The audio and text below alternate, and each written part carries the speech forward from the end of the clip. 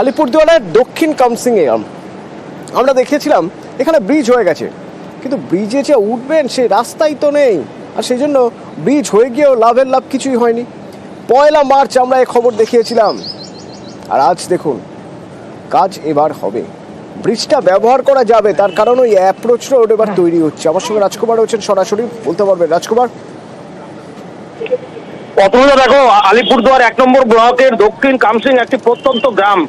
এই গ্রামে কিন্তু সচরাচর কোনো সংবাদ মাধ্যমে সেভাবে নজর পড়ে না, কিন্তু নজর পড়েছিল আমাদের। তার কারণ হচ্ছে ওই গ্রামের মানুষেরা আমাদের জানিয়েছিলেন যে সরকারি টাকায় লক্ষ লক্ষ টাকা খরচ করে একটা ব্রিজ হয়েছে, কিন্তু সেই ব্রিজের অ্যাপ্রোচ রোড তৈরি করা হয়নি, ফলে যা চকচকে নীল সাদা রং করা ব্রিজটা ব্যবহার করতে পারছেন না গ্রামের মানুষেরা। আমরা সেই খবর দেখাই এবং খবর করি, তারপরেই কিন্তু নড়েচড়ে বসে প্রশাসন এবং ইতিমধ্যেই ওই অ্যাপ্রোচ রোড তৈরি করা দেওয়া হয়েছে এবং মানুষজন ইতিমধ্যে ওই ব্রিজ ব্যবহার করতে শুরু করেছে, বলে সকলেই নিউজ 18 বাংলাকে ধন্যবাদ জানিয়েছে। তার কারণ আমাদের খবরের জেরেই কিন্তু এই অ্যাপ্রোচ রোড তৈরি হয়েছে। অতদা ধন্যবাদ। নিউজ 18 বাংলাকেও ধন্যবাদ জানাই। এখন ব্রিজটা হয়েছে, ভালোই হয়েছে। আপনারা খুশি? হ্যাঁ, আমরা খুশি। এখন মানে প্রতিনিয়ত যাতায়াত করছেন? হ্যাঁ, প্রতিদিনই যাতায়াত করি। এখন সাইকেলও যায়, গাড়ি ঠাড়ি সবই যায়, অ্যাম্বুলেন্স রুগী ঠুগি সবই ভালো হবে আর কি। এখন মানে আপনারা মানে হেসে খুলে সবসময় যাতায়াত হ্যাঁ, করেন? হেসে খুলে যাইতে পারি। নিউজ 18 বাংলা তুলে ধরাতেই আমাদের এই ব্রিজটা হলো। এই কারণে যে লোকজন যাতায়াতের ভীষণ একটা অসুবিধা ছিল, তবে এখন এই ব্রিজটা হওয়াতে এই সাইডের লোকগুলা যাতায়াতের সুবিধা হয়েছে এবং যে বাচ্চা আছে স্কুলে যাওয়ার সুবিধা হয়েছে। প্রশাসনকে ধন্যবাদ জানাই এই ব্রিজটা হওয়ার জন্য। আপনারা তো মানুষের কথাই তুলে ধরেন আপনাদের খবরের মাধ্যম দিয়ে। এত বড় ডিস্ট্রিক্ট, এই ডিস্ট্রিক্টের কোথায় কি অবস্থা হয়ে আছে হয়তো সরাসরি আমরা নিজেরা জানতে পারি না, আপনাদের মাধ্যমে জানতে পারি। খুব ভালো হয়, সহযোগিতা হয়, ওই তাড়াতাড়ি কাজ করতে আমাদের সুবিধা হয়। এর সামান্য কিছু মাটির কাজ বাকি আছে, সেটাও হয়ে যাবে। গরম যেন রোজই বাড়ছে, মানে গতকালের তুলনায় আজ একটু বেশি গরম, আজকের তুলনায় আগামীকাল আরো গরম হবে। অবশ্য হাওয়া অফিসের পূর্বাভাস ছিল হয়েছে গরম এইভাবেই বাড়বে এবং দক্ষিণবঙ্গে তাপপ্রবাহ চলবে।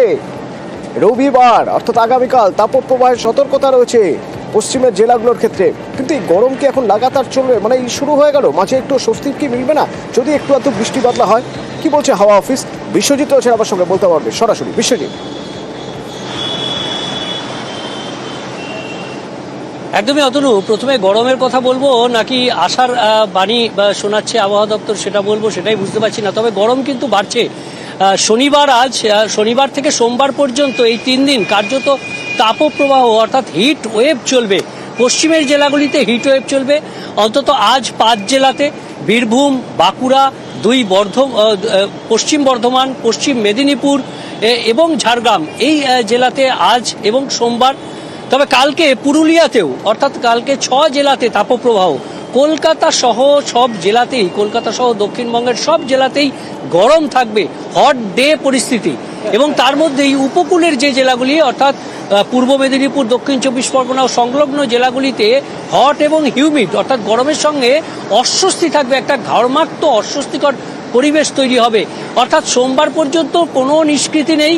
তবে সোমবারের পরও পরিস্থিতি যে খুব একটা উন্নতি হবে তা নয়।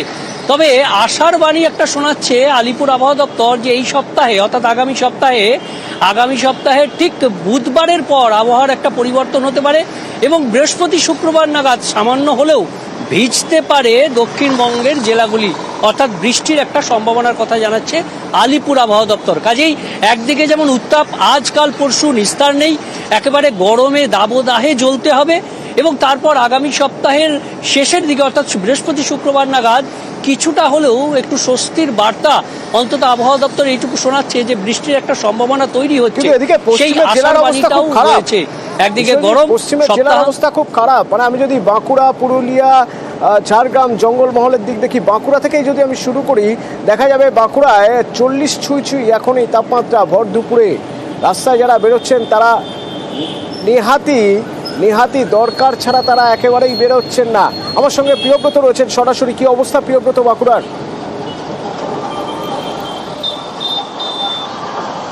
দেখো, সকাল থেকেই কিন্তু এই সূর্যিমামা যেটা কিন্তু মধ্য গগনে যাকে বলে রোদ ঝলকাচ্ছে এবং তার ফলেই কিন্তু বাঁকুড়ার যে রাস্তাঘাট তুমি দেখতে পাচ্ছ আমার পেছনটা প্রায় ফাঁকাই হয়ে গিয়েছে। নিতান্তই দরকার ছাড়া মানুষজন বেরোচ্ছেন না, কারণ মার্চের মাঝ 15 তারিখ আজকে, তার মধ্যেই কিন্তু এই ধরনের গরম, যেখানে 40 ছুঁই তাপমাত্রা, 39.6 ডিগ্রি সেন্টিগ্রেড। তুমি বুঝতেই পারছো যে এপ্রিল মে এই মাসগুলোতে কি হবে, তাহলে বাঁকুড়ায় আগুন ঝরবে সেই সময়।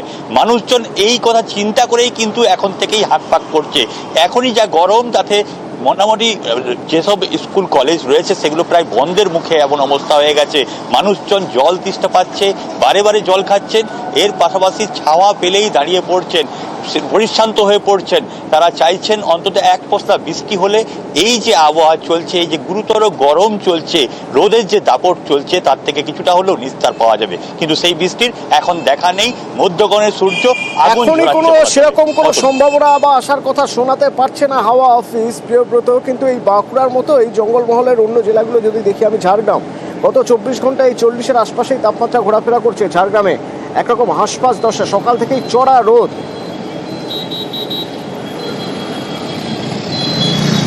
পুরুলিয়া 38 ডিগ্রি। তবে বেলা যত বাড়ছে গরমের দাপট বাড়ছে।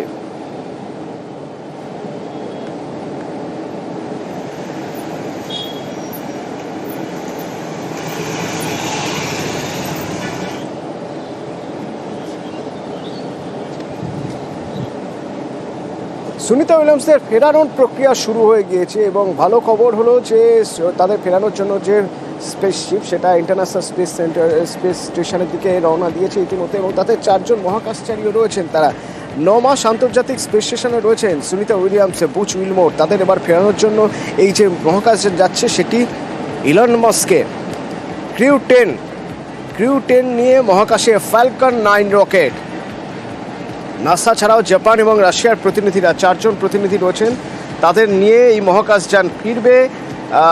তারা যাচ্ছেন সুনিতা উইলিয়ামস এবং বুচ উইলিয়ামকে আনাতে। মোট 6 জন তারা ফিরবেন 19 মার্চের পর।